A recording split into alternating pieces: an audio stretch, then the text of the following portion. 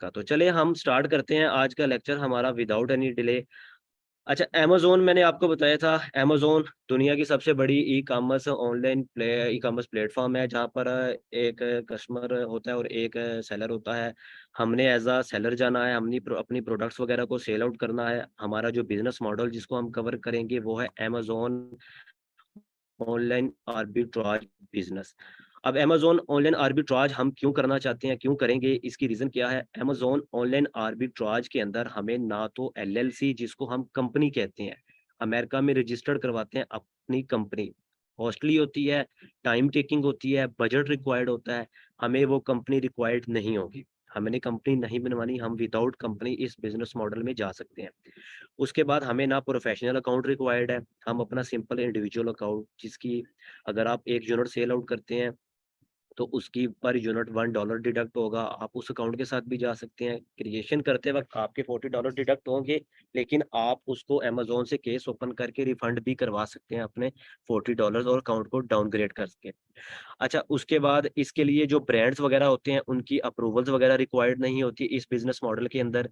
हमें जो ब्रांड की रिक्वेस्ट करना, ब्रांड्स को अपनी एलएलसी की डिटेल देना, ब्रांड को बताना और ब्रांड के एमओक्यू मिनिमम ऑर्डर क्वांटिटी जो होता है, वो नहीं हमें रिक्वायर्ड। वो कहते हैं कि अगर आप हमसे बाइंग करना चाहते हैं स्टॉक और अमेज़न पे सेल करना चाहते हैं, तो आप हमसे $10,000 का माल बल्क में बाय करें, तो हम आपको अप्रूवल देंगे।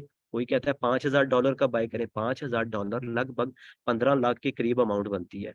अब वो हमें इस मॉडल के अंदर नहीं ज़रूरत, हम विदाउट ब्रांड अप्रूवल भी जा सकते हैं। हम थोड़ा-सा भी स्टॉक ले लें, हम जा सकते हैं, कोई इश्यू नहीं होगा। अच्छा, तो आज जो हमारा लेक्चर है जिसमें हम कवर करेंगे जो कि हमारी कुछ टर्म्स वगैरह हैं, काइंडली आप इसको नोट डाउन कर लीजिएगा। कोई अगर मोबाइल है तो सेव कर लीजिएगा इनको। अगर कोई आपके पास नोटबुक है तो आप उनको लिख लीजिएगा। मैं एक दफ़ा बताऊँगा, बार-बार रिपीट नहीं करूँगा। ये वो टर्म्स हैं, वो ये चीज़ें हैं जो हमने बार-बार देखनी है वर्किंग करते हुए, इनको रोज़ाना देखना है, हमारे सामने आएँगी। इसको देखते हुए एनालिसिस करते हुए हम अपनी प्रोडक्ट्स की डिटेल में जाएँगे और हम फाइनल करेंगे जो प्रोडक्ट हम सेल आउट कर सकते हैं अमेज़न पे। अच्छा, मैंने बताया था आपको एसिन क्या होता है? एसिन होता है अमेज़न स्टैंडर्ड आइडेंटिफिकेशन नंबर। मतलब कि अमेज़न की तरफ से दिया गया एक प्रोडक्ट को एक नंबर होता है, जो कि हम लिस्टिंग भी उसके थ्रू करेंगे, अपनी प्रोडक्ट की एनालिसिस भी उसके थ्रू करेंगे। इस नंबर को हम अपने पास सेव कर लेते हैं, जो हमारी प्रोडक्ट फाइनल हो जाती है हमारे पास। अब ये नंबर हर प्रोडक्ट का डिफरेंट होता है। मैंने आपको एक मिसाल दी थी आईडी कार्ड वाला नंबर हर एक का डिफरेंट होगा, तो इसी तरह अमेज़न पे हर प्रोडक्ट का ये नंबर डिफरेंट होता है। उसके बाद मैंने आपको बताया था कि व्हाट इज़ बीएसआर? बीएसआर क्या होता है? मैंने आपको बताया था कि ये एक बेस्ट सेलर रैंक होता है, जो कि एक प्रोडक्ट को मिलता है अमेज़न की तरफ से कि जितनी सेल्स उस प्रोडक्ट की ज़्यादा होंगी, उतना इसका जो सेलर रैंक होगा वो 1 की तरफ जाएगा, 2 की तरफ, मतलब कि जितना-जितना वो आगे जाता जाएगा, रैंक होता जाएगा, उतनी-उतनी आपकी प्रोडक्ट की सेल्स बढ़ती जाएँगी, ठीक हो गया? और आपकी जो प्रोडक्ट होगी, वो एम्पायर पेज पे रैंक करेगी, सबसे पहले पेज पर शो होना होने लग जाएगी। अच्छा, उसके बाद क्या होता है रिव्यूज़। रिव्यूज़ मैंने आपको बताया था, रिव्यूज़ क्या होते हैं, जो कस्टमर वगैरह ने एक प्रोडक्ट के ऊपर फीडबैक दिए होते हैं कि ये प्रोडक्ट चूँकि अच्छी है, मैंने बाय की है, मुझे अच्छी लगी है, इसका यूसेज अच्छा है, इसकी क्वालिटी अच्छी है, इस प्रोडक्ट को मैं बाय करके बहुत खुश हुआ हूँ या हुई हूँ, दोनों कमेंट कर सकते हैं।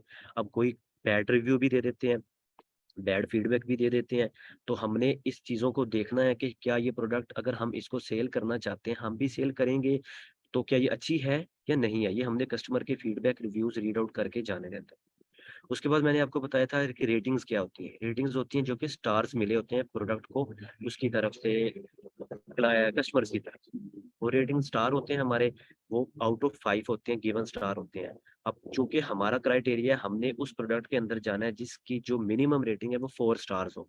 4 स्टार से कम वाली जो प्रोडक्ट है हमने उसको कोशिश करना है इग्नोर करना है।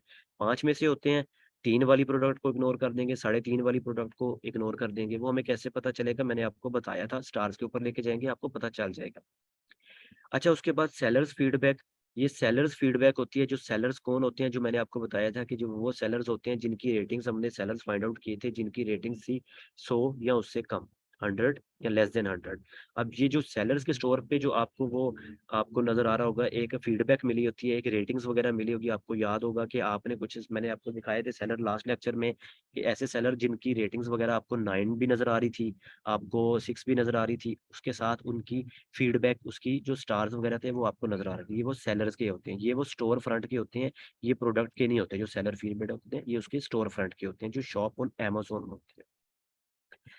अच्छा, उसके बाद बाय बॉक्स क्या होता है? बाय बॉक्स वो होता है जो प्रोडक्ट पे पेज होता है, जो प्रोडक्ट पेज होता है वहां पे साइड पे आपको एक नजर आ रहा होता है। वहां पे दो ऑप्शन होते हैं, ऐड टू कार्ट। एक ऑप्शन होता है ऐड टू कार्ट का, एक ऑप्शन होता है बाय नाउ का। मतलब कि जब एक बायर आया है प्रोडक्ट पेज पे, उसने क्या किया, हमारी प्रोडक्ट को देखा है, उसने जी बाय नाउ पे या पे क्लिक कर दिया, या फिर उसने ऐड टू कार्ट कर दिया। अब ये बाय बॉक्स को डब्ल्यू भी बोलते हैं। ये बाय बॉक्स जो होता है, ये सब सेलर जो बैठे हुए हैं उसको सेल आउट करें इस प्रोडक्ट को, वो सबके पास अमेज़न उसको देता है, रोटेट करवाता है। मतलब कि अगर फॉर एग्जांपल एक प्रोडक्ट में 10 सेलर बैठे हुए हैं, एफबीए सेलर्स बैठे हुए हैं या एफबीए बैठे हुए हैं।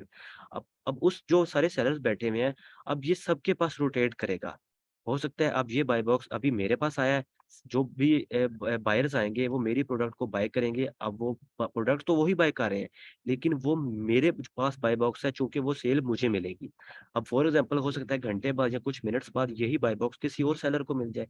इसी तरह ये सब सेलर्स को रोटेट करता रहता है, मिलता रहता है। इसकी कुछ स्ट्रेटजीज होती हैं जो कि विन करनी होती है, वो भी आपको सिखाएंगे, बताएंगे। अच्छा, उसके बाद क्या होता है? एसकेयू। एसकेयू हम बोलते हैं स्टॉक कीपिंग यूनिट। ये क्या होता है जी एसकेयू? अब फॉर एग्जांपल जब मैं लिस्टिंग क्रिएट कर रहा हूँ Amazon अकाउंट के ऊपर, अब मैं एक लिस्टिंग को एक अपने ही थ्रू माइंड को जो मुझे याद रहेगा, मैं उसको एक नाम दे देता हूँ। मिसाल के तौर पे मैं कहता हूँ कि ये एक सप्लीमेंट की प्रोडक्ट है। सप्लीमेंट की प्रोडक्ट, आगे उसका नाम लिख लिख दिया मैंने, सप्लीमेंट प्रोडक्ट। आगे मैंने जो मेरी डेट आज की शो हो रही है, आज जो 10 अगस्त 2023 है, मैं आगे डेट, ये एक खुद को याद रखने के लिए कि मैंने ये लिस्टिंग क्रिएट की थी और मुझे ये याद रहे कि इस डेट को की थी, या ये मैंने इस लिस्टिंग को नाम दिया था, उसको हम बोलते हैं एसकेयू, स्टॉक कीपिंग यूनिट। ये प्रोडक्ट आईडी भी हो सकती है, कोड भी हो सकता है। ये एक वेंडर जो हम होते हैं, सप्लायर होते हैं, हमने लिस्टिंग क्रिएट करते हुए इसको नाम देना होता है लिस्टिंग को। ठीक हो गया? ये कुछ टर्म्स थी। अब हम आगे चलते हैं। अच्छा, मैंने आपको बताया था कि गेटेड और अनगेटेड कैटेगरीज क्या होती हैं। गेटेड कैटेगरीज वो होती हैं जिसके लिए हमने ब्रांड से अप्रूवल लेना है।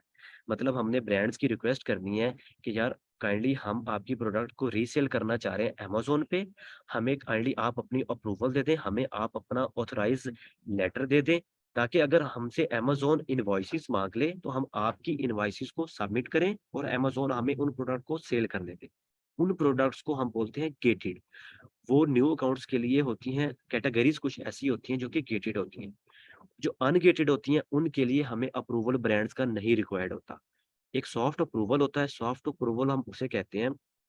अब हमने क्या किया, एसी ने उठाया एक प्रोडक्ट का, अमेज़न के सेलर सेंट्रल में डाला, डालने के बाद वहाँ पे येलो कलर का लिखा आ गया जी रिक्वेस्ट अप्रूवल। अब हमने रिक्वेस्ट अप्रूवल पे क्लिक किया। अब हमें क्या शो होगा कि 2 ऑप्शन शो होंगे। अगर तो उन्होंने बोल दिया कि जी congratulation your approval has been approved, request has been approved. इसका मतलब ये है कि ये सॉफ्ट अप्रूवल वाली प्रोडक्ट थी, अब आप इस प्रोडक्ट को सेल कर सकते हैं। ये प्रोडक्ट थी अनगेटेड। ठीक हो गया? अब अगर उसी वक़्त अगर आपको वो कह देते हैं उसी टाइम कि यार अगर आपने इस प्रोडक्ट को सेल आउट करना है तो हमें या तो ब्रांड की या फिर उसी के ऑथराइज्ड डिस्ट्रीब्यूटर की आप इनवॉइस दे दें, जो कि 180 180 डेज़ वाली हो। मतलब 180 दिन के अंदर-अंदर आपने बाइंग की हो। हम चेक करेंगे, एनालिसिस करेंगे, फिर आपको अप्रूवल देंगे, अमेज़न कहेगा। तो उन प्रोडक्ट को हम कहते हैं गेटेड। ये हो गया ना। अब कौन-कौन सी कैटेगरीज़ हम न्यू में काम कर सकते हैं as a newbie, as a new seller, वो कैटेगरीज़ कौन-सी हैं जो गेटेड होती हैं?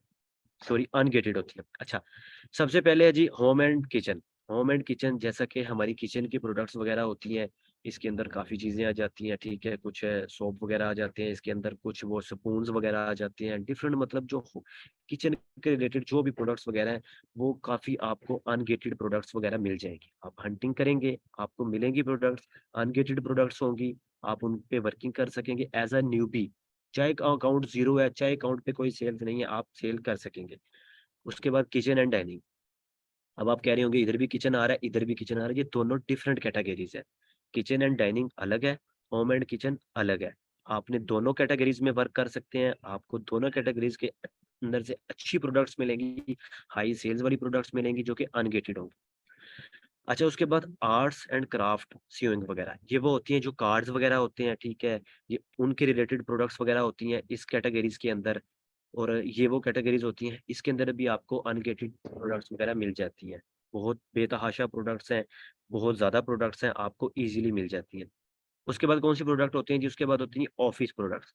अब ऑफ़िस प्रोडक्ट्स कौन-सी होती हैं? आपको नाम से ही आइडिया होगा, ऑफ़िस प्रोडक्ट्स कौन-सी होती हैं जी, के जो स्टेशनरी वगैरह होती है हमारी, मतलब पेंसिल वगैरह, ऑफ़िस के रिलेटेड ये चीज़, वो चीज़, मतलब डिफरेंट जो हमारी स्टेशनरी होगी, और उसके बाद स्टेपलर वगैरह जिसे हम बोलते हैं, वो भी चीज़ें इसी के अंदर आ जाती हैं। तो वो जो प्रोडक्ट्स वगैरह होती हैं हमारी, वो भी अनगेटेड होती हैं, ऐज़ अ में भी हम काम कर सकते हैं। अच्छा, उसके बाद पैटियो, लॉन एंड गार्डन।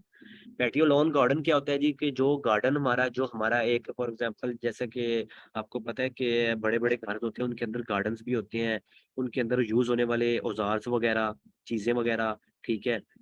जैसे आप एक मिसाल के तौर पे, हम जो हमारे हम पाकिस्तानी जो पलास जिसको हम बोलते हैं, पलास एक औज़ार है, इस तरह की चीज़ें वगैरह होगी, टूल्स वगैरह जिसको हम बोलते हैं, तो वो काफ़ी चीज़ें ऐसी होती हैं जो कि गार्डन में यूज़ होने वाली चीज़ें होती हैं, वो भी हमारे लिए अनगेटेड होती है। स्पोर्ट्स एंड आउटडोर में क्या होता है जी, स्पोर्ट्स एंड आउटडोर में होता है कि जो स्पोर्ट्स के रिलेटेड, जिम के रिलेटेड, क्रिकेट के रिलेटेड है, उसके बाद फुटबॉल के रिलेटेड है, हर तरह की स्पोर्ट्स खेलों के रिलेटेड जो चीज़ें होती हैं, वो हमारी इस कैटेगरीज़ के अंदर आती है, और ये होती है अनगेटेड कैटेगरी हमारे लिए होती है। टूल्स एंड होम इम्प्रूवमेंट, मतलब कि टूल्स वगैरह हमारे यूज़ होने वाले, ये वो टूल्स नहीं है जो हमने अमेज़न के लिए यूज़ करने हैं, ये टूल्स उसी में आ जाता है, जो मैंने आपको औज़ार्स वगैरह बताए, ये भी उसी की कैटेगरी है, ये उसी के अंदर आ जाता है, ये भी अनगेटेड में मिल जाती है। अच्छा, अब यहाँ पे एक कैटेगरी है हेल्थ एंड हाउसहोल्ड, बहुत अच्छी कैटेगरी है, हाई सेल्स देती है, बहुत इसकी सेल्स होती हैं, आप न्यूबी काम कर सकते हैं, आप अच्छी सेल्स ले सकते हैं, अच्छी प्रॉफिट जनरेट कर सकते हैं डॉलर्स के अंदर। ये कौन-सी कैटेगरीज़ होती है? इसके अंदर आपको मिलेंगे, वो सप्लीमेंट्स वगैरह होते हैं, हेल्थ के रिलेटेड मेडिसिन्स वगैरह होती हैं। अब जिम वाले जो हज़रात होते हैं, वो यूज़ करते हैं सप्लीमेंट्स, बहुत यूज़ होते हैं। जो गोरे हैं वो जिम करते हैं, और वो ये चीज़ें बहुत यूज़ करते हैं। उसके बाद मेडिसिन्स बेतहाशा यूज़ हो रही हैं वहाँ पे। उसके बाद ट्यूब्स वगैरह, क्रीम्स वगैरह, मतलब जो ये जिसको हम ऑइंटमेंट वगैरह या बाल्म्स वगैरह बोलते हैं, वो वाली ट्यूब्स, क्रीम्स वगैरह, वो यूज़ होने वाली ये कैटेगरी है। बहुत अच्छी कैटेगरी है। मैंने खुद जो पहली सबसे पहली सेल्स ली थी अपनी, वो इस कैटेगरी की, जो हेल्थ एंड हाउस होल्ड है, इस कैटेगरीज़ के अंदर सबसे पहले अपनी, पहले जो यूनिट मेरा सेल आउट हुआ था, और सबसे ज़्यादा ही मुझे खुशी हुई थी, तो वो इस कैटेगरीज़ के अंदर ली थी। अच्छा, उसके बाद ब्यूटी एंड पर्सनल केयर। अब आपको आइडिया होगा, लेडीज़ को तो ख़ास तौर पे, जो हमारी गर्ल्स वगैरह हैं, उनको तो सबसे पहले आइडिया होगा कि ये कौन-सी कैटेगरी है। हमारी जो मेकअप की चीज़ें होती हैं, हमारी जो ये मेकअप का सामान होता है, इसके अंदर मोस्टली केटेड होती हैं। लेकिन आप जैसे-जैसे वर्क करेंगे ना, आप सेल्स लेंगे अकाउंट पे, इसके अंदर से आपको ज़्यादातर प्रोडक्ट्स आपके लिए अनगेटेड होने लग जाती हैं। ठीक हो गया? ये थी कुछ कैटेगरीज़ जिनके हमने अंदर वर्क करना है, जिसके अंदर हमने प्रोडक्ट हंटिंग करनी है, प्रोडक्ट एनालिसिस करनी है, और हम as a newbie in categories को सेल आउट कर सकते हैं। अच्छा, ये मैंने आपको पहले बात बता दी है कि गेटेड क्या होता है। गेटेड वही होता है कि जिसके लिए अप्रूवल चाहिए होता है। कुछ प्रोडक्ट्स ऐसी होती हैं, गेटेड तो हो जाती हैं, अब वो ये फनल गुरु एक एक्सटेंशन होती है, ये पेड होती है। अब ये हमने इस पे वर्क तो नहीं करना, हम इसको इग्नोर करेंगे, हम इसके अंदर नहीं जाएँगे। तो हम इसको अपनी जो कैटेगरीज़ होती हैं गेटेड, उनको अनगेट इसके थ्रू करवा सकते हैं। लेकिन हमने जब हम वर्क करेंगे उन अनगेटेड कैटेगरीज़ के अंदर, तो हमारी ऑटोमैटिकली गेटेड कैटेगरीज़ भी अनगेटेड होने लग जाती हैं।